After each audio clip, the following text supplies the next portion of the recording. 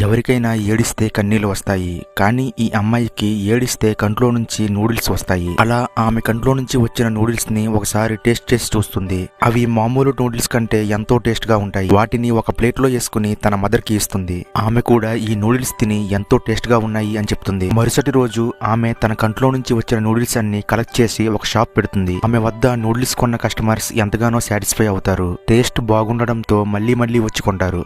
దీనివల్ల ఆమెకు అనుకున్న దానికంటే ఎక్కువ డబ్బులే వస్తాయి. కాకపోతే మళ్ళీ నూడిల్స్ అయిపోతాయి. వాటిని మళ్ళీ తేవడానికి ఎంతగానో ట్రై చేస్తుంది. ఎంత ట్రై చేసినా ఆమెకు ఏడుపు రాదు. ఇక చేసేదేమీ లేక తన పెంపుడు డాగ్ ను అడవిలోనికి తీసుకువచ్చి వదిలేస్తుంది. ఆ తర్వాత తన పెంపుడు డాగ్ ను తలుచుకుంటూ ఎంతగానో ఏడుస్తుంది. దానివల్ల తనకి నూడిల్స్ మళ్ళీ వస్తాయి. అలా నూడిల్స్ సేల్స్ పెరగడంతో ఆ డబ్బుతో ఆమె ఒక రెస్టారెంట్ ఓపెన్ చేస్తుంది. నూడిల్స్ తయారు చేయడానికి మళ్ళీ ఏడవడానికి ప్రయత్నిస్తుంది.